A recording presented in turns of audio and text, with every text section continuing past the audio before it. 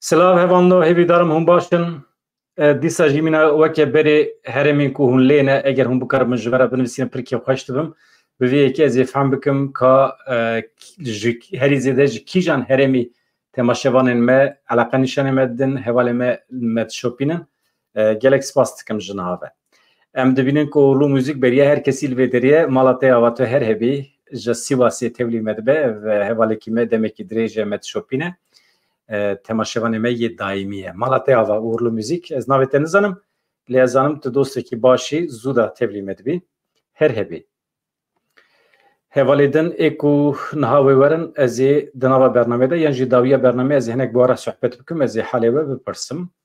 Ka bi destûra we ez niha ûzanê çi bikim? Ez biçim vê rûpela me di evê de parve bikim. Di X'ê de ez ê parvekim ji bo ku hevalê me zêdetir werin vê derê li me temaşe bikin. Yani ez dibêjim qey baştir e ne wisa? Hevalê me X'ê ji kerema xwe re werin me bişopînin. Niha heta ku heval komîser hev bibin em hinek wisa parvekirina çê bikim. Erê qeyda deng derket em viya parvekin. Ez bêjim kerem kin zindî.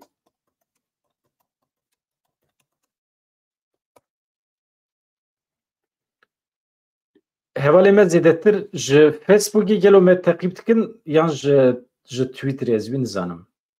Ama ez TikTok jî carna dikevimê hevalê me TikTokê wextê me dibînin ew tên. Îjar niha ez biçim ser Facebookê ez vana hemî parvekim. Bila hevalê me haya wan ji me çêbin. Heta ku heval komîser hev bibin em van parvekirinê xwe xilas bikin. Îro bernama me têr û tijî ye. Mi gelek mijar komîser hev kirine. Ne tenê mesela narînê. Mesela narînê ez ê berfirehî behs bikim detayan. Qeyda deng ku dikare rêveçûna meselê biguherîne. û meselê ap hebû wê rojê ez hêjî ser fikra xwe me. Yani ap tê de sûçê wî heye sûçê veşartina cenaze lêbelê di kuştinê de ez pir rêça wî nabînim. Yani ez pir rast nehatime.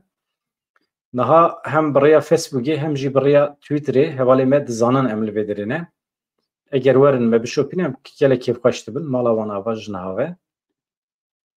Wekî din vê gavê bi vî şeklî em bihêlin. Niha ez werim cem we hevano.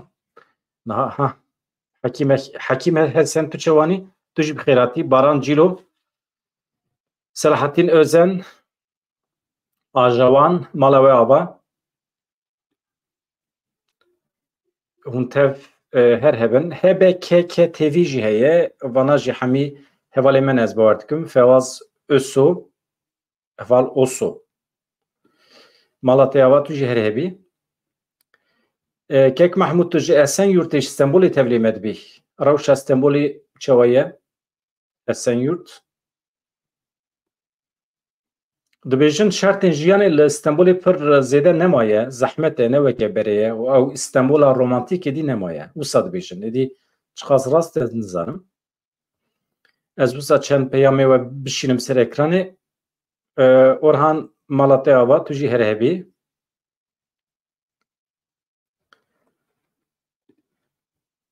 Êwala Ehmed Simkut rast dibêjî. Armanca dewleta Tirkiye ew e ji ber ku hebûna xwe li ser tunebûna Kurdan ava kirine.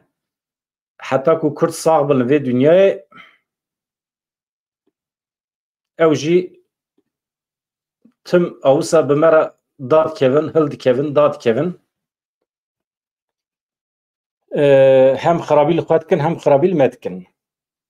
Hevano bi destûra we ez hema biçim bültenê ez bültenek têr û tijî ji we re pêşkêş bikim em dest pê bikin em qet nesekine heta dawî. We got erê em pêşî biçin Kerkûkê ez hema dest pê bikim. Li Kerkûkê çi bîye? Li Kerkûkê di êrişeke Daişê de du efserên artêşa Iraqê hatin kuştin. Çavkaniyekî ewlehiyê li bajarê Kerkûkê ji ajansa Anefê re ragihand ایرو لسینور قضایا دو بیزی لروجاوای پارێزگەها کەرکووکی دێریشێکە چەکداری de دو فرماندارên payembilind yên artêşa Iraqê jiyana xwejdestan yani hatin kuştin du leşkerên din jî birîndar bûn. Lêbelê fermandariya operasyonên hevbeşiya Iraqê ragihand ku di nava 2 hefteyên derbasbûyî de li ser sînorê di nava sînorên parêzgeha Embar de operasyonên cuda hatine li darxistin li dijî Daişê di encamê de 14 çeteyên Daişî hatine kuştin hejmareke çek cebilxane kelûpelên teknîkî lojîstîkên çeteyan hatine desteserkirin. Ev jî nûçiyekî yani xuya dike ku Daeş ji nû veketiye nava li vû tevgerê dixwaze di rojhata navîn de ji xwe re ciyekî ava bike yan ew yan jî dewletê ku Daişê bikartînin. Yek ji wan dewletan dewleta Tirkiyeyê. Li Almanya kesekî ji Sûriyeyê hate girtin ew jî bi gumana ku xwe amade êrişekî dikir.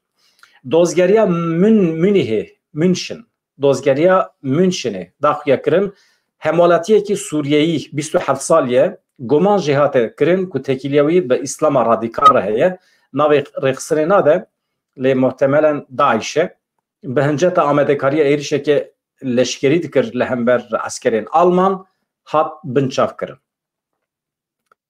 Li gorî daxuyaniya dozgeriyê gumanbar beriya were girtin amedekarî kiriye ku li bajarê Bavariya di navbera Xwarnê de êrişê leşkerên artêşa Alman bike dozgerî diyar kir armanca vê êrişê kuştina gelek leşker bûn gumanbar roja pêşemiyê hatiye girtin. Dozgerî got gumanbar bi çalakiya xwe dixwaz sansasyonê ava bike di nava raya giştî de bêbaweriyê çêbike û dengekî mezin vede. Plana êrişê şaredariya Hofê ya bi qasî 105 kilometreyan dikeve bakurê Nurmegê ew bû hedef yani hedef wê derê bû di dawiya tebaxê de jî tê bîra we li Solingê çeteyên Daişê êrişê nava girsiya gel kiribûn di dema festîvalekî de li wê derê 3 kes hatibûn kuştin gelek kes birîndar bibûn berpirsyariya êrişê Daişê girtibû ser xwe. Hefteya borî jî dîsa li Münşenê li dijî konsolosxaneya İsraîlê hewdana êrişê pêk hatibû serokê hikûmeta Sosyal Demokrat Olaf Scholz ji bo tekuşîna li dijî İslama radîkal hin tedbîrên nû îlan kir. Tabii di çarçoveya van tedbîran de ê ku qurbanî hatine helbijartin dîsa jî koçberên ku kêfa Almanya jê re nê li welatê wan vedigerîne. Em biçin Asyayê li wê derê baw bahozekî pir ecêb heye jê re dibêjin Yagî bahoza Yagî li Vietnamê, Laosê, Taylandê li bakurê Myanmarê hejmara qurbaniyan nêzê sêsidî bû yani ji niha ve 28 derbas kiriye li Myanmarê li nêzê paytext bi sedan gund hatin vala kirin. Nû her wiha bi 100 hezara însan jî ji cî warê xwe bûne lehiyekî gelekî mezin e ev jî nîşan dide ku av û hewaya li vê cîhanê hêdî diguhere. Ji nişkeva sermatê ji nişkeva germayî tê mesela dihate plankirin ku îsal germayiyekî pir ecêb hebe lêbelê em hîn di nava havînê de ne sermayê de sibê kiriye. Li Ewropa niha serma vê sibê derece bi qasî 5 bû. Yani li hin deverên Ewropayê berfê jî lê kiriye. Yedî bifikirin. Yani dünya hinekî şaşımaş bûye ew jî ji ber me însanan ne. Em derbasî Bakurê Kurdistanê bibin li wê derê amedekariya dewleta Tirkiyeyê dixwaze operasyonekî eskerî bide dest pê kirin. Ez navê operasyonê bikar nayînim ji ber ku operasyon tê manê ku merûv deverekî pak dike ji tiştên xirab, ji hûjreyên xirab. Ji ber vê yekê gotina operasyonê ez pir bi salan e red dikim.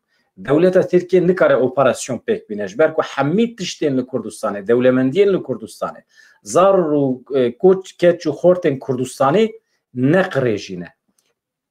Dewlemendiyên herema me ne ama qirêjiya li welatê me dewleta Tirkiye. Dewleta Tirk nikare operasyon pêk bîne yani emeliyet bike û tiştên xirab jê derbixe. Ancak dikare weke vîrus tevlê bibe. Dewleta Tirkiye bi xwe nexweşîye daketiye nava welatê me ji ber vê yekî em çi dibêjin dewleta Tirkiye amedekariya tevgerekî eskerî dike ne operasyon. Kî operasyon pêk dîne keçî xortên me ê Kurdan operasyon pêk dînin li hember askerên dewleta Tirkiye. Ew rast e wextê em Kurd wextê operasyon pêk bînin tê wê manê ku emeliyet dikin pîsî û qirêjiya nava bedena Kurdistanê de cê derdixin davêjin. Gotina operasyonê ji çapemeniya Kurd divê were derxistin û derketiye jî min bi xwe pêşniyaz kiribû hevalê me jî qismekî wan pêk anîn niha di çapemeniya me de gotina operasyon tenê وەکە فعالیتên gerîla têne pênasekirin bi vî şeklî dema gerîla operasyon bide dest pêkirin em dibêjin operasyon. Artêşa Tirk wextê ku êriş bike ji alî askerî ve em nabêjin operasyon em dibêjin tevgera askerî ya dagirkeriye. Ev jî bi vî şeklî kan binêrin li Kudiriye li Şirnaxê li heremên Çiyayê Cûdî besta Çiyayê Gabarê hinek heremên din 15 rojan wekî herema ewlehiya taybet hate ragihandin kî ragihandiye walîtiya Şirnaxê ragihand 15 rojan hem bi roj hem bi şev çûn û hatina van hereman idî Qedexeye Qedexe ji 14 mehê dest pê dike heta 28 îlolê dewam dike îro 13 mehê ve Qedexe sibê dest pê dike yani İnsan nikarin biçin nava zeviyê xwe nikarin biçin zozana nikarin biçin karê xwe ê rojane jî pêk bînin. Biryara walîtiya Şirnaxê ev e. Ev li gorî tecrübeyê me ê salan nîşan dide ku dewleta Tirk di nava amedekariya tevgerekê eskerî de ye li wê derê hin tişt bihîstine û wisa armanca wan kuştine û xirabiye. Em biçin Amedê li Amedê hin daxuyanî hene xizmetên tenduristiyê nayîne kirin li nexweşxaneyan lê li beramberî vê li bendê bin ji Rojavayê Kurdistanê ez ê nûçeyek ji wara pêşkeş bikim ka nexweşxaneyên Rojavayê Kurdistanê kîjan xizmetê didin. Hûn dikarin bidin berhev muqayese bikin. Xizmeta li Amedê çawa ye, xizmeta li Rojavayê Kurdistanê çawa ye. Endamê desteya Rêveberiya Sendîkaya Ketkarên Xizmetên Civakî Ses Bekir Topran balkişan ser pirsgirêkên li nexweşxaneyê li Amedê dibêje xizmeta tenduristiyê ji bo gen nayê kirin. Ev min ji Anefê girt nûçe. Bawer dikim daxuyanî dayê Anefê röportajên bi vî şeklî gelek baş in. Lê bi Tirkiye ji ber ku bi Tirkiye em nikarin dengê camêr vê derê parve bikin. Xwazî bi Kurdî biya meşxwara deng parve kir ama nakin. Endamê desteya Rêveberiya Sendîkaya Ketkarên Xizmeta Civakî û Tenduristiyê Bekir Toprak li ser pirsgirêkên tenduristiyê yên li Amedê ji ajansa nûçeyan Anefê re axivî. Toprak dibêje pirsgirêkên li qada tenduristiyê mixabin ji ber bêliyaqetiya rêveberên li nexweşxaneya me ye. Kiryarên kêfî yên li ser ked û xebatkarên tenduristiyê moral, motivasyona xebatkaran kêm e ji ber ku hejmara doktoran jî gelekî kêm e xizmeta tenduristiyê ji bo gen nayê dayîn bi têra xwe. Doktorekî mecbûr dîmîne rojê li zêdeyî 100 nexweşan binire. Ev rewş bandorê li performansa doktoran jî dike. Dibe sedem ku teşîsa şaş were kirin, tedaviya şaş were kirin, lewma jî nexweş mağdur dibin. Dibêje Bekir Toprak. Kesên li Amedê vê rewşê dizanin. Mesele ne tenê Amedê ez bar dikim li bajarên din jî li Stenbolê jî rewş bi vî şeklî ye. Em niha derbasê Rojavayê Kurdistanê bibin em hinekî firqiya di navbera tedaviya li Bakurê Kurdistanê û Tirkiye û her wiha Rojavayê Kurdistanê. Yani Tirkiye Rojava, Tirkiye û Bakurê Kurdistanê çawa ye tedavî, Rojavayê Kurdistanê çawa ye. Binêrin.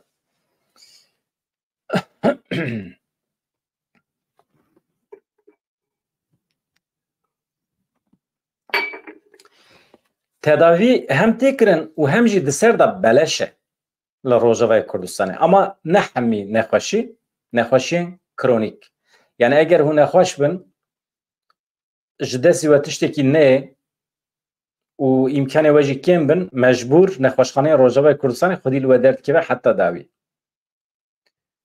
Mehane bi sedan nexweşên penceşêrê yên kanserê, astengdar, jinên ducanî li nexweşxaneyên Rêveberiya Xweser ya Rojavayê Kurdistanê belaş tedavî dibin. Min ev nûçe ji Rûdawê girtiye heqeten röportajekî gelekî baş e. Berfireh e. Deng jî heye lê belê min negirt tenê nûçe agahî ji me re besin. Zêdeyî salekî ye li Reqa ji bo tedaviya nexweşên bi penceşêrê navendekî hatiye avekirin. Tenê ji bo nexweşên kanserê navendek taybet hatiye avekirin. Ev navend nexweşên kantonên Reqa Dêrê Zorê hesekî tedavî dike. Li nexweşxaneya navenda penceşêrê tîrmeya 2023 hate vêkirin. Ev navend xizmetguzariyan pêşkêşî hemû nexweşên penceşêrê dike. Ev tiştekî îdeal e. İnsanekî nexweşî penceşêrê be, kanserê be li Rojavayê Kurdistanê beleş dikare were tedavî kirin ji ber ku ji destî wekî din tiştekî nayê. Yani însanekî li ber mirinê be ya jî nexweşiya wî daîmî be çi dikare bike? Mecbûrî tu xwedî lê derkevî, dermanê wî dibe, xizmeta ji bo wî dibe, çi dibe bila bibe. da aynı demede nexweşxaneya ji dayîkbûnê jî rojane bi dehan jinên bi canî tedavî dike.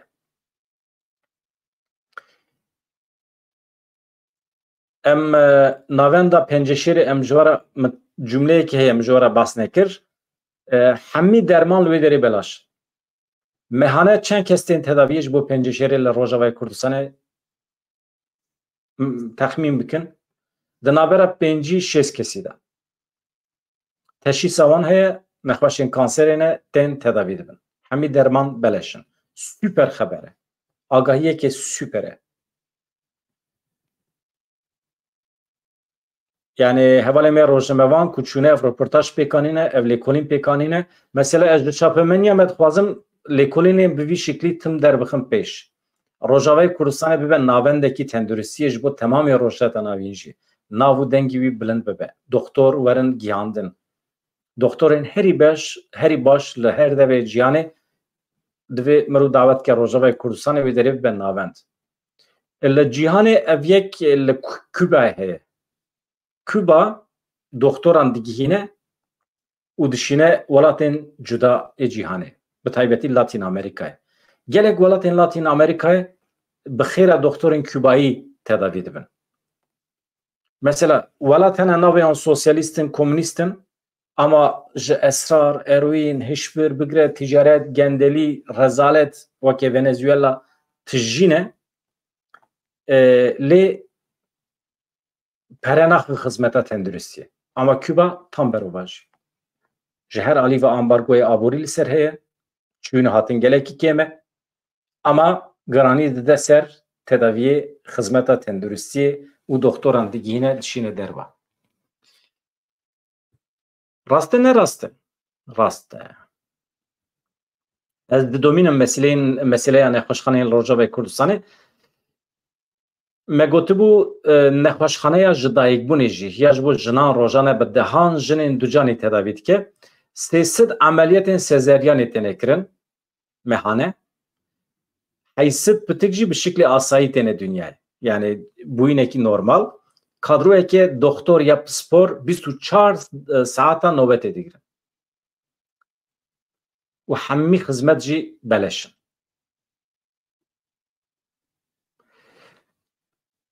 Rêveberiya xweser ji bo astengdaran jî, ji bo kesên seqet, kemendan, hem fîzîkî hem jî ji hişê xwe navendekî taybet ava kiriye, xizmetên pêwîst têne pêşkêş kirin. Hejmara astengdaran yani seqetan nêzî 16,000 kes e li Rojavayê Kurdistanê.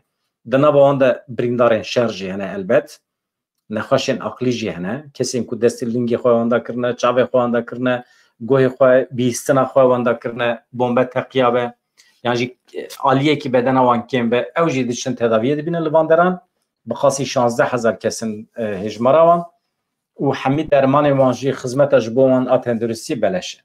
Li gorî amarên destiya tenduristiyê ya Rêveberiya Xweser di 6 mehên destpêkî yên sala 2024 de zêdeyî 500,000 nexweş li nexweşxanê li navendê wan yên tenduristî hatine derman kirin. 500,000 nexweş. Bînin berçavê xwe. Yani 9 milyon insan hatine tedavî kirin di 6 mehên destpêka îsal de. Herî kêm 3200 ameliyatên beleş hatine kirin. Yani ji bo min xeberekî süper e. Tê gotin mirovekî dema tê kuştin erê.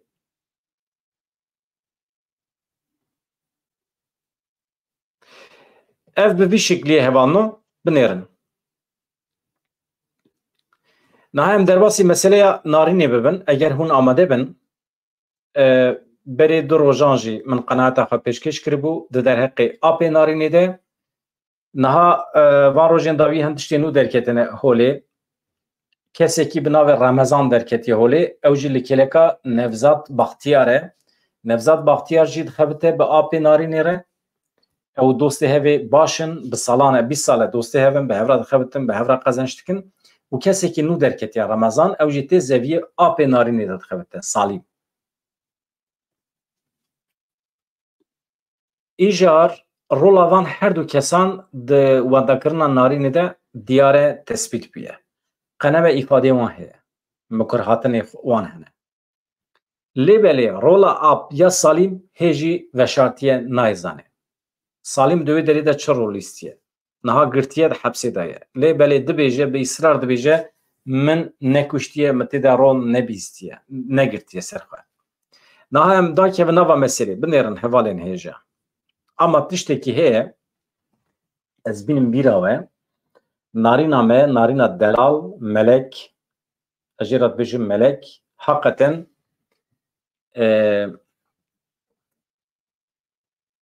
هون جی زانن هم لگوری اول و هم جی دما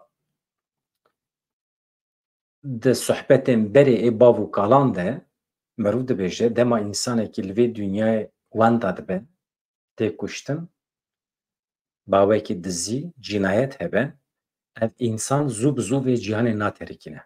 Heta ku kujerê xwe nede dest, heta ku cinayetê safî neke, vê dunyayê naterikîne naçe. Narîn bi wendabûna xwe re mîna ku ruhê wê derketibe li her derê dunyayê belav bûbe, çûbe malê her kesî, ji wê şevê şûn ve em jî di nav de her kes ket nava hereketê ji bo dîtina wê. Pir kes li bendê bûn ku narîn saxî were dîtin, li belê dewlet bi eskerên xwe ve, bi çeteyên xwe ve, bi saziyên xwe yên lêgerînê ve, bi hezaran cendermê xwe ve, li wî gundê piçûk geriya negeriya narîn nedît. Di dawiya dawiyê de yê ku çû ket nava wîjdana kesekî ku ji bo mikur were li xwe îtiraf bike, dîsa narîn bixwe bû. Ê ku bedena xwe da dest, da diyarkirin, da dîtin narîn bixwe bû. İnsan mecbûrman îtiraf bike. Dewlet neçû nedît. Mesela bavê narînê tim dibêje, dewleta me mezin e, em bawerî pê tînin, dikare biçe bibîne. Dere we, tiştekî wisa tune. Dewlet bêhêz e, bêquwet e, yan jî bi zanebûn neçû nedît. Ez dibêjim narîn vê dunyayê zû bi zû naterikîne, destî wî ya xwe her kesî de ye, heta ku vê mesele xwe safî neke, kujeran nede dest, van însanên qatil heta cezayê xwe nebînin, narîn zû bi zû vê dunyayê naterikîne naçe bihiştê. Cî wî xwe bihişte zarok e, bêgune ye. û însanekî pir zekî bîye, pir baqil bîye jî. Heyf.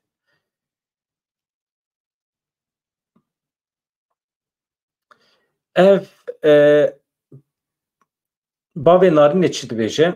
Bavê narînê yek ji kesê ku weke bê sûç tê dîtin ew e. Yani ez ê qismekî îfadê wî bixwînim ya jî rûportaja ku îro daya rojnamegeran ez ji we re pêşkeş bikim. Hûn zanin lêpirsîna narînê dewam dike. Wezîrê Tirk jî daxuyanî daye. Dibêje em gelekî mesele tevlî heve ama em ê bibînin. Bavê narînê Arif Güran piştî îfadeya li dozgeriyê hat berdan vegeriya gundê xwe çû ser gora keça xwe jî ji rojnamevana da Aqifî eşkere kir ku ew wisa bawer dike ku wê dewlet qatilan bibîne. Em binêrin ka Arif Güran ji rojnamegera ra çi gotiye îfadeya min ya ewil û ya dawî dibe yekin têda nakokî tune ye bihêlin ji kerema xwe re ez şîna keça xwe girê bidim. Xelk tê vê derê tê gundê me digere diçe ser gora keça min weneyan digirin. Ez ji wan daxwaz dikim ku ji vê yekê fayde nebînin, sûd negirin. Yani li ser keça min ji xwe re îtîbar çê nekin. Daxwaza min ew bû ku keça min elbet bi saxî bihate dîtin. Wê rojê hûn zanin ew ne li gundê xwe bû, çûbû qarta dawetê belav bike li gundekî cîran yan jî li Batmanê. Di rê da wextê ku tê yek ji malbatê telefonê wî dike dibêje narîn wenda ye. Ew bi vî şiklî pê dihese. Ew kes ne hevjîna wî ye. Kesekî dine ji malbatê. Di wê naberê de ew telefonê jina xwe dike. Lê û tenê zane wenda ye. û nifir jî dike elbet. Dibêje Xwedê wan kesê ku ev yek kirine tune bike. Kê ji me çi xwest? Em malbatekî mezin bûn, jiyanekê me ya lûks, jiyanekê me wisa qirêj jî divê tune ye. Em însanên ji rêzê ne, helê xwe de ne. Çapemenî beriya niha pir behs kiribû ku malbatekî dewlemend e, galeriya wana otomobîl heye. لدروا دخبتن تجاریا چک و سلاح دکن نزانم تشمشتی وسا پر هاته گوتن بلکی جبو او آب یکون ها گرتیه بلکی جی او راسته جبر کو آب دولمنده اما دیسا جی تشنا وزویان دخبته او جی بالکشه لبله اف باو نارینه دبجم انسان جرزیر حال خونه روشمه دب ام ندولمندن ام جی وکی و ج دولت آگاهیان دستینن دولت جکی گمان بکه دکاره وان بگره دولت دکاره منجی بگره و روزموان جد پرسند به مثلا اف هفجینا و بجی ممکنه به او بجی برایم بجی کی دبه بلا به از برناکفن بلاورن گرتن جزای خابش کشینن دولت و پرسکری که چاره سر بکی از او سباورد کم دولت خوینه که چمل عرض نهره دی ifade خود پر بحث دولت که هم روزا اول وقتی که هات نارین دیگریان و هم جی نها تم داخلیانی خود پس نه عسکران داده پس نه دولت داده اف چه نشان داده ال نزانم چه ما پیدوی دبینه کتم پس نه سازین دولت بده مثلا ifade این دیو برای نارین هنه از وان جواره بخونیم اگر تابی هونجی مراخ بکن ifade دیو باوی نارین هنه کی بالکشن دیاوی یا دیا نارین یا سر شخوانه یا جی بزانبون ifade خود گوهرینه بلکی جی جنه کی حال خواه بلکی سر شخوانه بلکی جی دناوا شینه دایه tam gotini vi hevu danagrın merov nizane dibe merov zubzu insana suçbar neke yani mesela ifadeyin de bav bray narine gele ki pers u nezelali şelubune bukharani narin güran bisuye ke tabaqi muzanı günde çulye iamede wanda bu günde çulye tavşan tepe haşte ilone cenazevi dçemde hatı bu ditin serdozgeriya kumare iamede le personal ser mesele de domine diya narine navi yüksel gürane çulu çarsalye برای مزن هست انس اوی خودی پروبلم مدگو پروبلمی وی پسیکولوژیک هست و جانان ملیخواه گزدی که و سری خوال دیوارد خه ام جویجی کتبون شکه که جبر مسئله کی کچه خوشکا خواه کشته به او جی هست ifade وی از جنا جوارا بخونیم فواد گران هست 41 سالیه او جی آپی وی دنه Zmamê wê heye Mihemed Kaya 23 saliye dotmama wê heye Birsen Güran 19 saliye jinapa wê maşallah Güran heye 46 saliye hevjîna metka wê heye na hevjînê yani mêrê metka wê Mihemed Şevket Kaya Mehmet Selim Atasoy heye 40 saliye karkerê apê wî Selim Güran erê na Selim Atasoy ew jî karkerê apê wî ye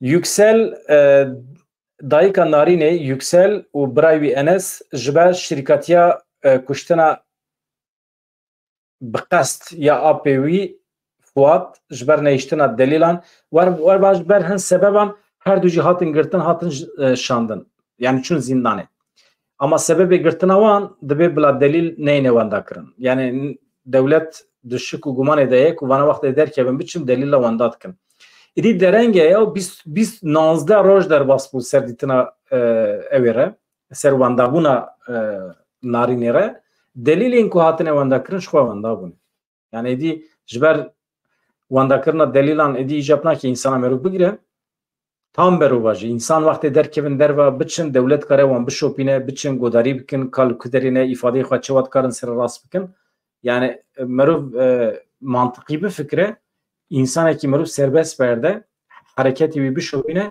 baştır meruf kare bir dest bxe encaman. Çima digrid xi hepsi. Kurtuluş heye kesi ki bina Kurtuluş Ömer Faruk Güran heye Melike Güran heye bana da bejim tecrübe naviyan bir kevin qayda. Vel hasıl evji tev hatın berdan bir şartı kontrol adli. Yani bir şartı ku kenge mekhvasiye ورن امضا بدن خو نشان بدن هجمارا گرتیان بو 10 کس کا بنرن دیانارین چی گوتیه بنرن yüksel Güran دیانارینه دی ifade خو له دوزګری د گوت بو او نزانه نارین و روزه چل خو کریه şimika ve kijan renge nizanıbiye.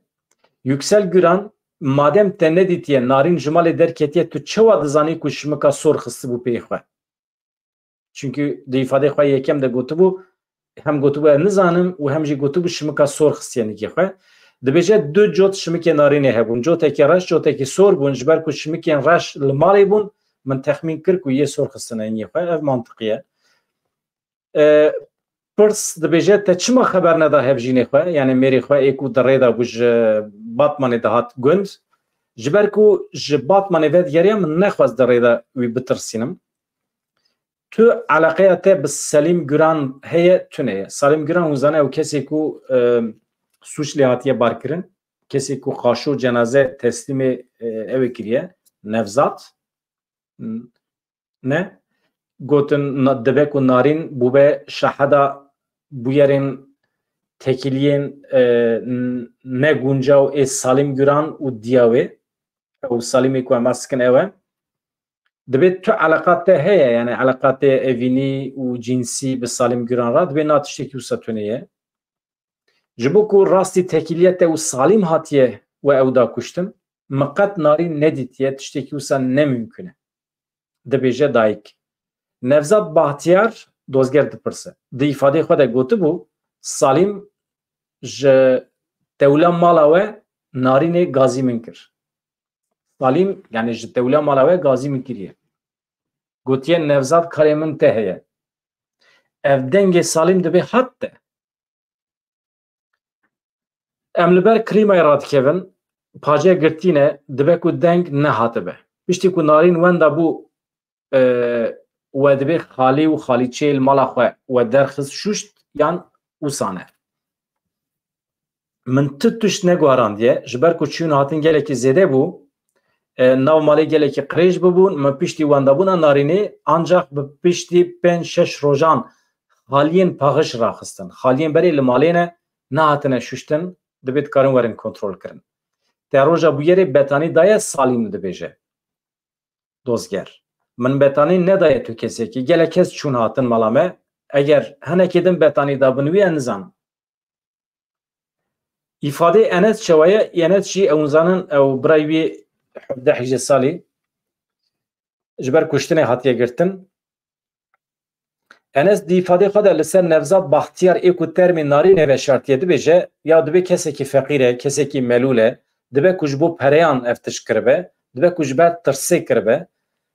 Dadgehê sedemê birîna li ser milê wî dipirse çima li ser milê te dibe rêça dev hebû gez hebû dibe û çavê wî de jî birînek hebû dibe xêr e çima ew qisa birîn li ser laşê te û bedena te hebû tam wê rojê. Berê ku ez basa vê ifadeyê bikim bila were bîra we Nevzat Bahtiyar kesekî ne feqîr e. Yani ne kesekî di wê astê de ye ku ji bo pera rabe vê meselê bike. Qasê ku hate baskirin mehê bi qasî 200,000 pere qezenç dike û pêdiviya wî bi 200,000 apê narînê tune ye.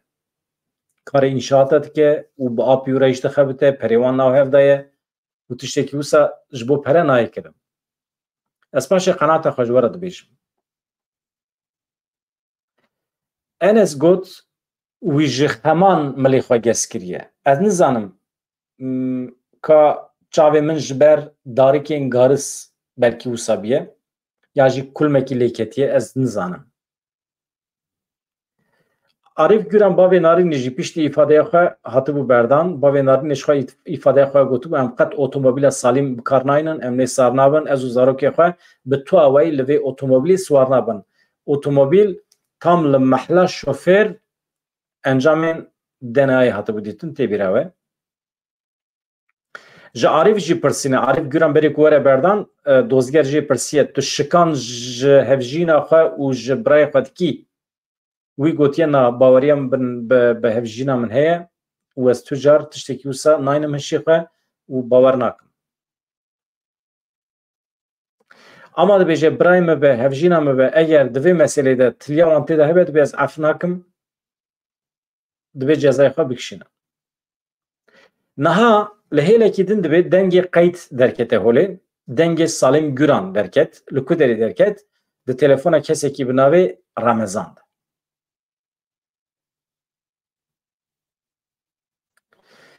Heta niha kesekî bi navê Remezan nedihat zanîn. Tenê Nevzat Baxtiyar heye, kesê ku îdia dike ku Salîm yani cenazê narînê teslîmî wî kiriye, ew jî ketiye nava nakokiyan.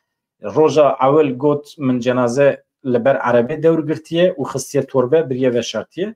Carekî dijî di îfade xwe de dibêje min cenaze girtiye me biriye malê, min malê xistiye torbe û biriye. Ama niha Remezan derket holê, Remezan jî dibêje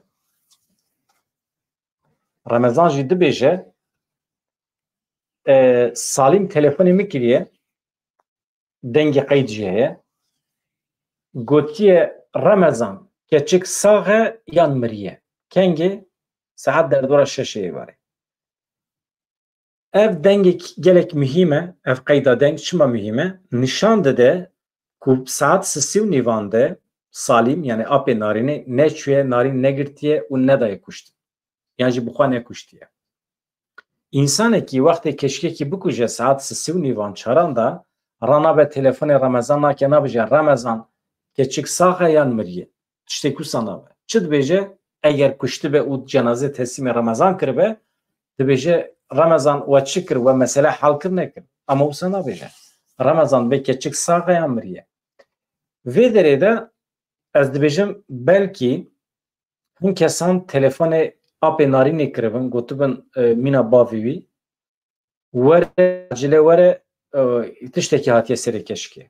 Yani keçik gel erdê ketiye û ya jî lê xistine tiştekî bûye û Salîm ala acele telefonê karkerê xwe dike. Ew karkerî wî ye. Dibêje Salîm keçik sax e ya miriye. Saet derdora şeş e. Ji ber vê yekê ez mesela kuştina ap ji nava îtîmalan derdikim. Ama definkirina cenazede tenê Nevzat Baxtiyar tune Ramazan jî tê de heye. Şiklê nixumandina cenaze, şiklê kolana nava cem, şiklê danîna kevir ya ser, darûber danîne serê, dibe ku ev nixumandina cenaze du sê rojan da çêbûbe. Hem li alîkî lêgerîn pêk tê û hem jî li aliyekî vana diçin bi şev dibin navê lêgerinê de zanin cenaze li wê derê diçin bêtir dinixumînin, bêtir vedişêrin. Roja ewil Nevzat gotibû min tenê kevirekî daye ser beden ama pişra wextê ku hate dişîfrekirin gelek kevir li ser bûne û ser da jî dar û ber danîne serê yani îtîmala ku mirov bikaribe bê derxe tune ye. Yani şiklekî pir xwezayî dane wê derê. Mirov divê taybet zanibe ku cenaze li wê derê ye ancak mirov bikaribe bibîne. İja kesekî din heye li xwe mikur hatiye ew jî di nava meselê de ye ew navê wî neye zanîn ew dibêje biçin wê derê keçik li wê derê ye.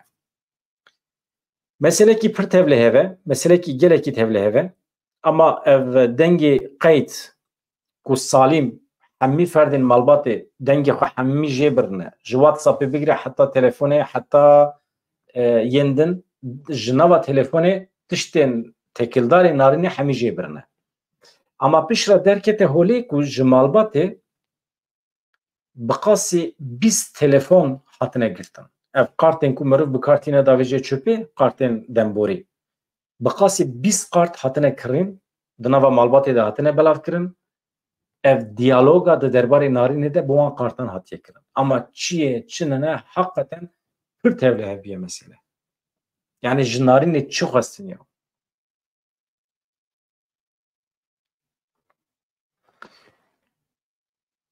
Niha baroyê Amedê di nava meselê de ye. Baroyê Amedê hinek baweriya me pê heye. Hevalên parêzer li ser dixebitin. Serokê baroyê Amedê Nahîd Eren roja destpêkê ve di nava meselê de ye pere eleqedar dibe.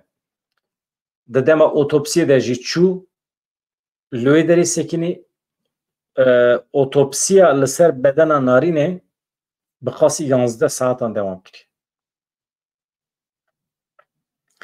Ew bedena ku êdî ji hev ketiye, bedena ku êdî nayê nasîn, dibê Nahîd Eren dibê goşt li ser hestî nemav. د شرط وسا ده بقاسی نوت پرچه گرتنه برنه خصنه انالیزی yani otopsiye ki pır zahmet bekatiye. Yani şekli kuştuna vi jinayê zanîn. Rêçên şopên deneya nayîne tespît kirin. Hemî de avê de çûne. Êdî ev cinayet profesyonelî hatiye kirin. Bê hemdê xwe kirine. Bi encama qeza da çêbiye ev nayê zanîn.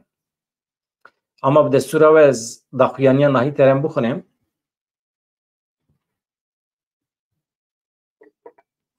Hûn jî qenaeta xwe bibêjin kêf xweş dibim. Yani binivîsînin tiştê ku hûn difikirin. Di nava malbatê de hûn ji kî ji şüphê de ne.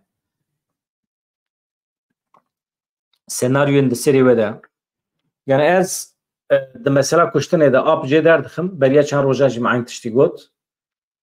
Ap jê derdixim ama dibe ku ap weke mezinê malê gotibe ji xwe me keça xwe wenda kir. Em keça xwe bi şiklekî wisa veşêrin. Ku bila serê malbatê bila serê ferdê din ê malbatê neyêşe.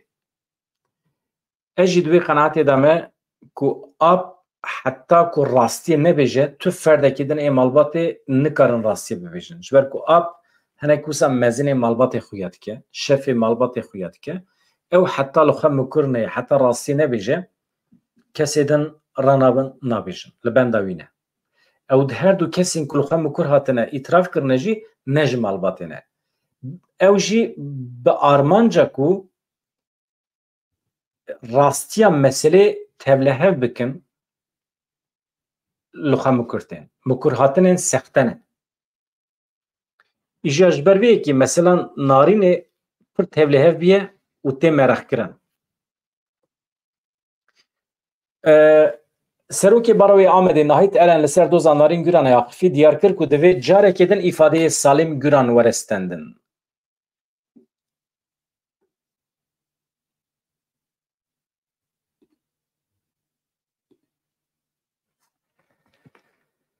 Serokê Baroya Amedê nahît Eren li avahiya Baroyê li ser rewşa dawiya doza narînê bersiva pirsên rojnamegeran da nahît Eren got di çarçoveya lêpirsînê de biryara qedexeya weşanê û nepenî hebû. Divê mirov nepenî û nepeniya lêpirsînê û qedexeya weşanê tevlihev neke. Du tiştên ji hev cuda ne. Hin derdor îfadeyên ku nepeniya dosyayê bin pê dikin parve dikin. Tu dibêjî ji bo narînê edalet li îfadeyên ku parve dikî wê me ji faylan dûr bixe. Yani rastî wê veşêre. Em ji aliyê pîşeya çapemeniyê ve etik nabînin bi rojan ev îfadeyên girtekan hatin parvekirin. Raya giştî dixwaze li ser narînê agahiyên rast bibîse vê rewşê bandor li raya giştî ya welêt kir di nava civakê de hestiyariyek ku êdî ji van bûyeran re bibêje êdî besê derkete holê. Ev hestiyariya bi qîmet watedar e ji bo me. Nahît Eren da zanîn ku ji destpêkê ve wekî baro ew pêvajoya lêpirsînê dişopîne. Û çi got? Em ji bo parastina serdestiya hukûqê hene. Bi salan e Baroya Amedê daxilî dosyayên zarokê mîna narînê bû. Ji îro pêve jî Baroya Amedê ji bo faîl cezayê heq bikin bistînin wekî miştekî me serêlêdan kir. Wekî miştekî me serêlêdan kir. Ji ber ku endamên malbatê gumanbar Baroya Amedê bawekê fermî wekî miştekî serêlêdana xwe kir. Nahît Eren di berdewamiya axaftina xwe de behsa rojên lêgernî jî kir û çi got? Em baş dizanin ku di bûyerên aynî rengî de endamên malbatê yan jî cîran wekî faîl û gumanbar in. Ne hêzên ewlehiyê ne jî aliyên lêpirsînê serî li gumanekî wiha nedan. Li ser îxbar û îfadeyên şahîdên derew wekî ku narîn hatibe revandin nîşan dan. Li gorî me ev yek kêmasî bû. Ev yek binpêkirin e. Me her tim balkiştan ser vî aliyê. Cara ewil e ez vê bi çapemeniyê re parve dikim. Carekê din bi tecrübeyan derkete holê em maftar in. Wekî kesekî ku hîs dike gelek xeletiyan zirar daye lêpirsînan Enes Güran bi şopên li ser destê wî hate desteserkirin. Di aynî rojê de wan ew bir Stenbolê. Li ser destê wî şopên nenûkan hebûn. Ser çavê wî tev rewş û mor bibûn. Bê ku lê binêrin ka mînakên DNAyê ji kî hatine, ji kî derbasî wî bûne, li ser bedena wî kîjan şop hene, lêkolîn pêk neanîn. Dibe ku ew yên narînê bin yan jî neyê wê bin. Piştî rojekî jî dayîk wekî gomabar hate desteserkirin piştre hate berdan. Mînakên DNAyê di wesayîta apê wê de hate dîtin piştre ew jî hate desteserkirin û girtin. Heştê îlonê jî cenazeyê Narînê li cem li Rûbar hate dîtin di nava cem de. Di derheqê 23 kesan de biryara desteserkirinê hate dayîn. Yek ji wan mele bû, piştî îfade hate berdan. Nevzat Baxtiyar jî di aynê rojê de hate desteserkirin. Çapemeniyê Nevzat wekî îtirafkar şahidên nepen nîşanda. Hate tespît kirin ku agahiyê Nevzat parvekirine ne rast. Yani ne îtirafkar e. Meselê ji bo şaş nîşan bide dibêje. Eren da zanîn ku divê demil dest dîsa îfadeyê ap Salîm Güran were girtin. Me wekî baro ji dadgehê xwest îfadeya Selîm Güran ji nû ve werestendin. Hem bersiva me nehatiye dayîn. Di vê çarçovê de hemû îfadeyên tohmetbaran nakokin. Baroya Amedê dibêje hemî îfadeyên ku hatine dayîn ap jî di nav da, bira, dê û hemî xal û xwar zî hemî nakokî heye. Yani îfadeyê wan hevûdû nagire. Ez wekî awuqatekî dibêjim di encama vê lêpirsînê de wê faîl derkevin holê. Eger dadgeh roja ewil ji malbatê bikete gumanê wê Narîn bahta dîtin. Baroya Amedê destûra vê yekê nade ku dosya di tariyê de bimîne, destûr nade ser vê bûyerê were girtin. Baroya Amedê li pê vê meseleyê divê navberê wezîrê dadê jî daxuyaniyekê daye di derbarê doza Narînê de dibe wê lêkolîna tib adlî hinekî ji normalê dirêjtir bajo. Çima pêdivî dibîne tiştekî wisa bêje nizanim. Mesele dibe wê dirêjtir bajo.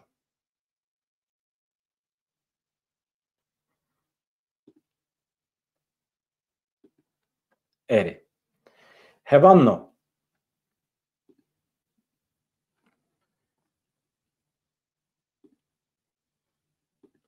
Yani mesela Narînê ka o tiştekî gotiye negotiye ez hinek li peyamê we binêrim.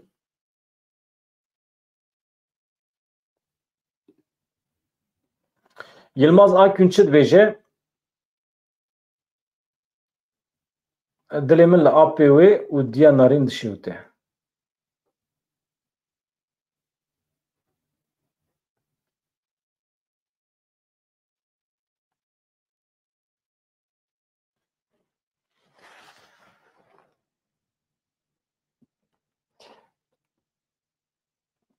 Yani li apê wî diya wî şik û gumana te li ser heye.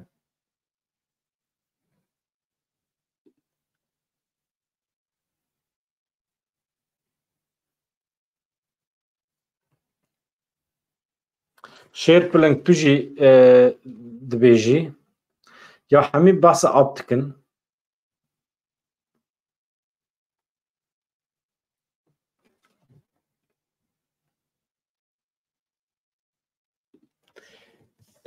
Şêrpiling Nevzat endamekî berê yê Hizbullahê rast e, tiştekî wisa heye, fotoğrafê wî de jî al heye.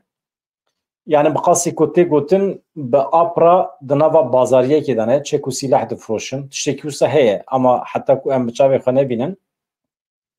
Ya pir îdia heye di derbarê vî gundî de.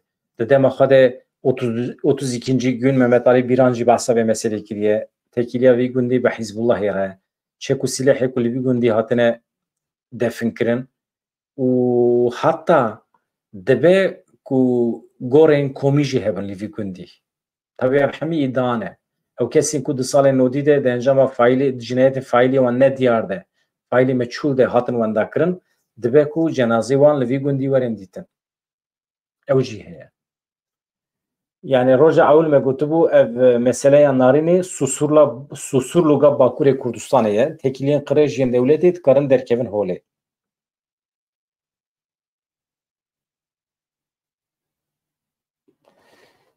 Ya Şêrpiling tu dibêjî nebêje masûm e, kesî negotiye masûm e. Lê wextê ku tu bibêjî ap kuştiye, wê demek ku jêrên esasî tu vedişêrî. Wê demek ku jêrên esasî dernakevin holê. Yani rastî çi ye divê merov bibêje. Ap dibe ku dabe veşartin. Ama ap tu bêjî ap çûye kuştiye û meselekî din e. Yani delîl îspat lazım e.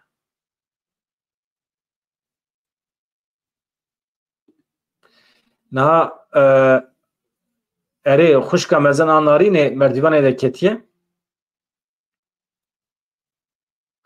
hadin tu dibêjî di qeyda nexweşxanê de zatûrê dinivîsîne ha dibe ku manîpüle kiribin dibe ku cuda dabin nivîsandin ew jî rast e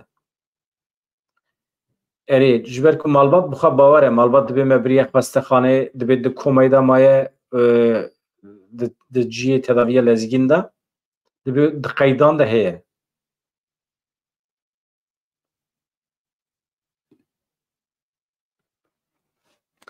ya birayê mezin li ser golê behsa çi kir rast dibêjî ya dibe ma ji bo pera merû çawa dikare tiştekî wisa bike ew gotin erê vê gotinê bala min jî kişand rast e roja ewel min jî behs kir çima behsa pera kiriye dibe merû jî bipirse ama ew kurik pir zêde ne di nava sûçan de ye wisa xuya dike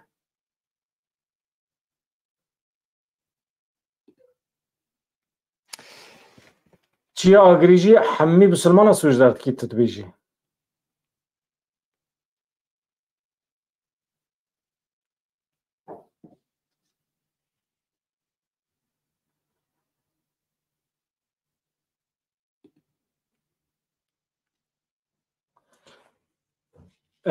Orlu müzik malbat Hizbil Kontra'ya çi gunê şeytan tê de ye tu terî behsa şeytan dikî me her suçê ku mirov dikin tişma dixîst tuyê şeytanê feqîr çi eleqa şeytan pê heye orlu müzik Hizbul Kontra be Hizbul İnsan bêje Hizbul İnsan ew tev însan ji însan pisiyê xwe xirabiyê xwe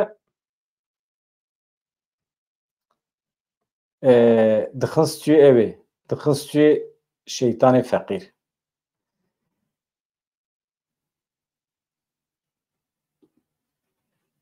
xanimê bîlen mala te ava ez jî ji we hez dikim elbet mala te ava rast e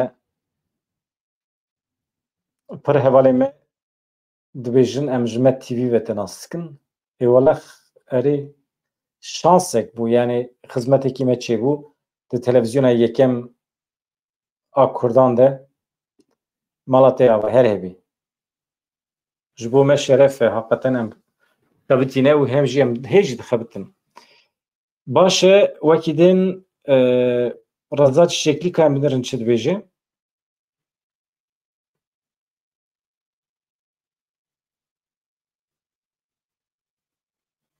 kîjan gotina rastnavêjî em bi berpirsiyarî gotina bêjin mesela Barwêya Amedê dibêje pêwîst e werin girtin delîla wan da nekin hevalê Bedran dibêje çima wan digirin bila berdin ya ez mesela taktik de dibêjim niha di mesela taktik de di wextê însanekî girtî bihêlî wextê li xwe mikurne wextê ku îtiraf neke ez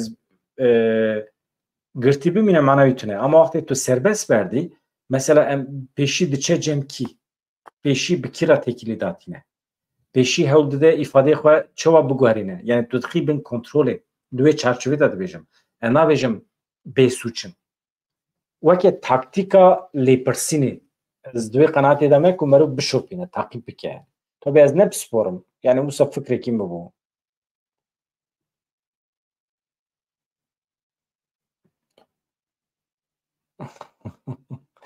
Şêrpiling tiştê pir ecêb dibêjî em li dijî ceza îdamê ne heval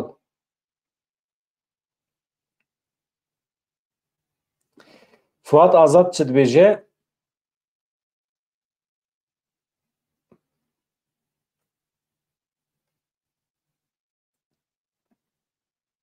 destê dewletê tê de heye Kas Salîm çi dibêjî Selîm Büyükbaş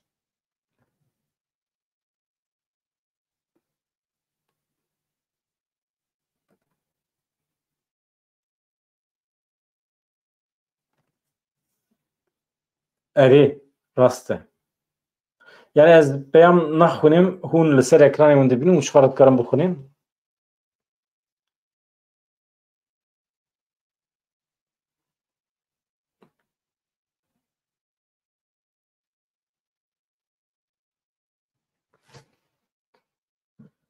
Wallahî bi vî şiklî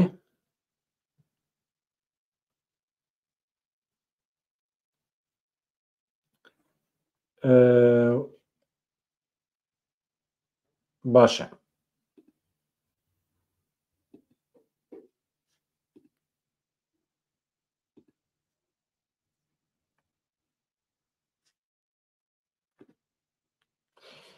Hevalno ez xatir ji we bixwazim em ewsa bikin.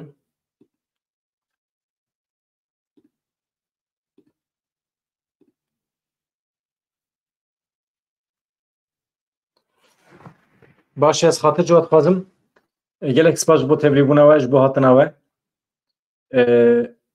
Em ê sibê du sibe bi mîvanên nû bi mijarên di rojevê de helbet em hêvî dikin nûçeyên xêrê hebin, agahiyên nû hebin. Mala we ava hûn her hebin. Bi hêviya rojên xweş azad çi dikin bikin bila bêdêw be.